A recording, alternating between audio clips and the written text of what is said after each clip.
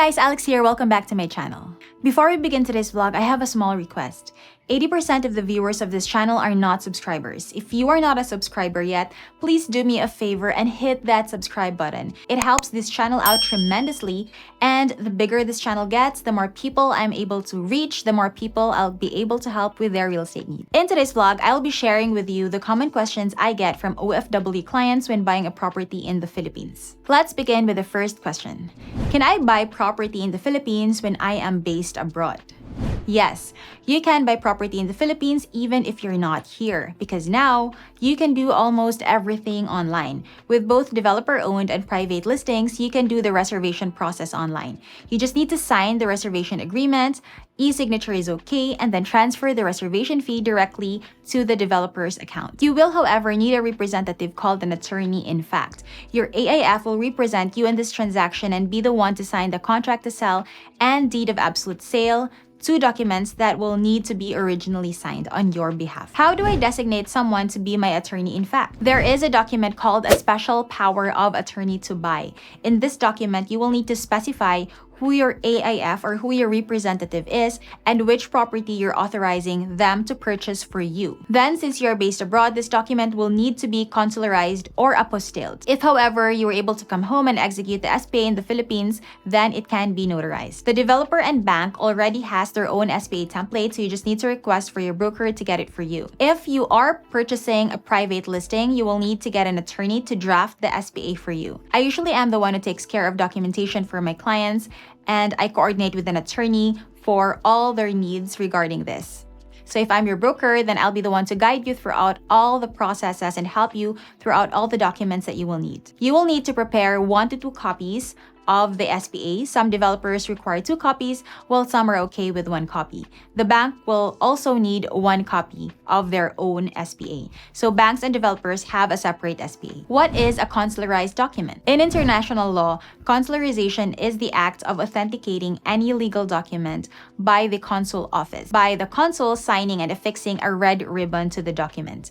This is why some people call it red ribbon, because there literally is a red ribbon attached to the consularized document. Any legal document issued abroad has to be acknowledged or consularized by the Philippine Embassy or Consulate General, or it can be apostilled by the issuing state or competent authority in order for that document to have any legal effect in the Philippines. Once you have a copy of the SPA, you will print it 2 copies to be safe. Use long bond paper. Both spouses will need to sign all pages if married, and then book a schedule to the nearest embassy for consularization. What is an apostilled document? What is the difference between an apostilled and a consularized document? An apostille is a certificate that authenticates the origin of a public document. It is issued by the country that is party to the Apostilled Convention to be used in another country who is also a party to the convention. The United States is a party to the convention, and the Philippines also acceded to the convention on May 14, 2019. Apostille is often faster and more convenient since the embassy is a lot more strict and thus slower. However, not all countries were party to this convention, such as Canada. So if you're based in Canada, you don't have the option of getting your documents apostilled. Instead, you should only have them consularized. The difference between an apostilled document versus a consularized document is how the documents are authenticated and the appearance of the authentication. The red ribbon was the previous way of authenticating a document. Apostille makes authenticating documents more simple. Where do I get an apostille? A public document can only be apostilled by the relevant competent authority of that country who issued the document. Each country that is party to the convention must designate one or several authorities that are entitled to issue apostilles. These authorities are called competent authorities, and only they are permitted to issue apostilles.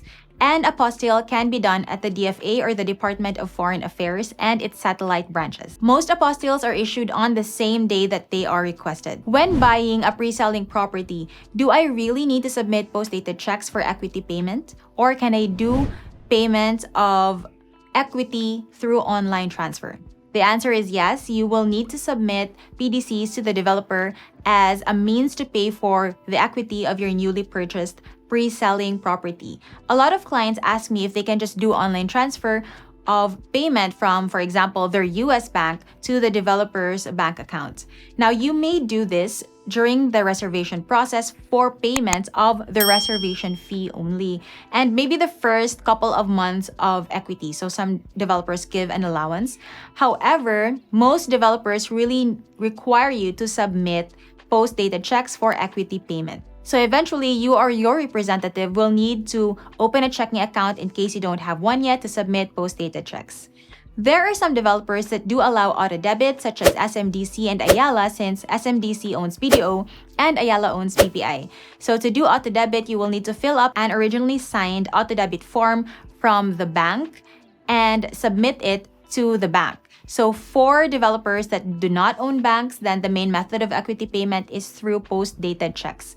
So you have the option to open your own checking account and write out all the PDCs yourself and submit that to the developer, or your attorney, in fact, can do this for you. OFWs based abroad may find Philippine banks with branches abroad, and then you can open a checking account there and mail the PDCs to the Philippines. Another option is to get your attorney, in fact, or representative to open a checking account in their name and issue the PDCs for you. Then you just have to make sure that their account is funded, as the payment will go through every month. How do I pay for a private listing if my money is still here abroad? If you're paying for the property in cash, you will need to transfer your money from your bank abroad to your representative's bank account in the Philippines. Now, this is considering that you cannot come home to do the transaction yourself.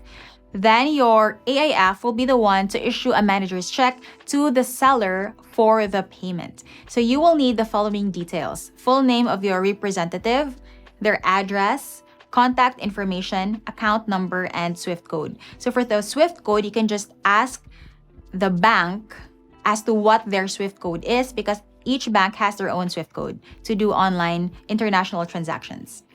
This will take a few days, since transferring a huge amount of money, like millions of pesos, will require you to go through the Anti-Money Laundering Service Act, or AMLA. Brokers are also covered by AMLA, so if you have a cash transaction above 7 million, then you will need to report the sale. If you're selling your property naman, then you can have the check issued in your name as long as you have a Philippine bank account, so that your AIF can simply deposit the proceeds into your own account. If the check is issued to your AIF, then you can have it deposited to their account, and then once cleared, they can wire the funds to your international account. What are the main responsibilities of my attorney in fact? Your AIF, or attorney in fact, is basically your representative in buying the property. Their main responsibilities include issuing post-dated checks for equity payment or issuing payment to the seller, signing of contracts such as contract to sell and deed of absolute sale, meet the developer or seller on your behalf if necessary,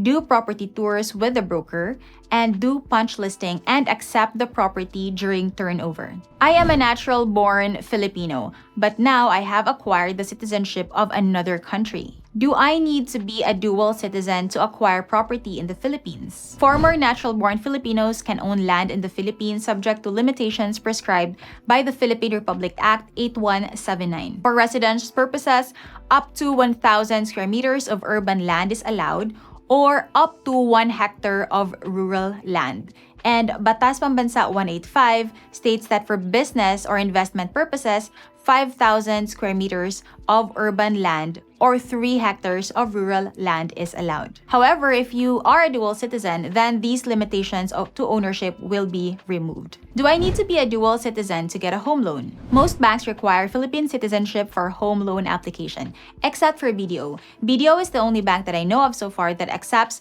home loans from OFWs who are not dual citizens, but the interest rate is usually around 1 to 2% higher than the regular home loan. Who will manage my condo unit or house for me? Once you've decided to invest in a condo unit or a house, the next question is, who will manage my unit? So as a real estate investor, you will need someone to take care of your unit for you, to clean it, maintain it, fix it up in case there are any repairs that need to be done, and pay real property tax and condo or homeowners association dues. You can either choose to manage your unit yourself or hire a property manager who can do it for you. Most of my clients who are OFWs usually get a relative to manage their unit for them. They ask their parents or their siblings to check their unit once in a while and to manage it for them, while others hire someone to do it for them.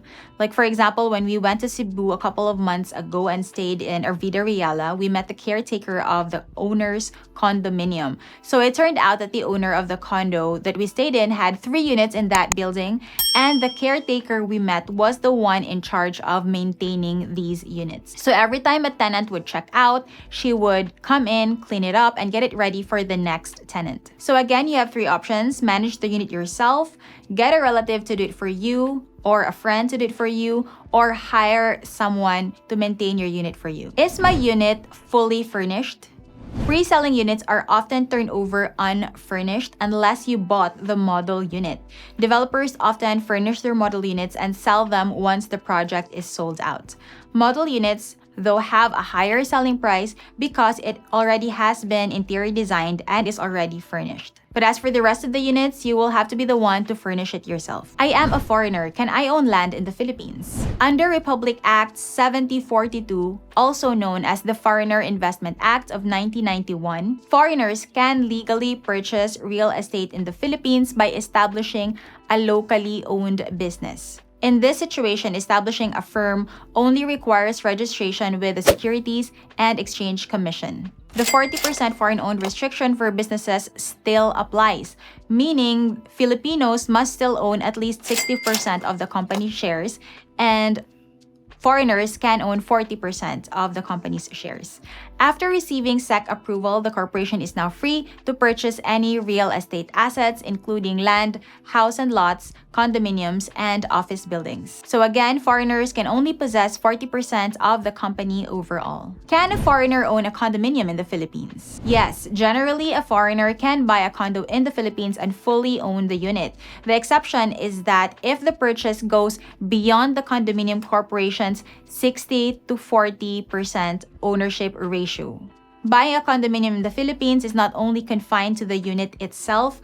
Ownership, or to be more precise, co-ownership, also extends to the common areas of the condominium. The entity that is formed to represent these interests is the condominium corporation, of which must be at least 60% Filipino-owned according to Filipino laws. This is based on the Condominium Act of the Philippines, RA 4726, as amended by RA 7899. Can a foreigner avail of a home loan in the Philippines? The answer is no. Foreigners cannot get a loan in the Philippines unless they are married to a Filipino, and so their spouse will be the one to get a loan with the foreigner as a co-borrower. So for foreigner clients who want to purchase a condo unit, you have 3 options. Option 1, pay in cash. Cash payments need to be paid within 30 days of reserving the unit. Option 2 is deferred cash. So you take the total contract price of the unit and pay it off in a limited period of time. Usually, developers give a timeline of between 12 months to even up to 50 months for deferred cash payment, depending on when the project will be turned over. And third payment option is pay first the equity in installment, and then once the unit is ready, you can pay for the balance in cash. And that's basically it. It's pretty basic naman, not very hard to execute. As your broker, I will also guide your attorney-in-fact throughout the entire process to make sure that everything will go smoothly. And that's it for today's vlog. If you have additional questions, then just comment down below or send me an email so I can add you to my mailing list so that you will be updated of the latest listings and projects in Vismin. See you in my next video.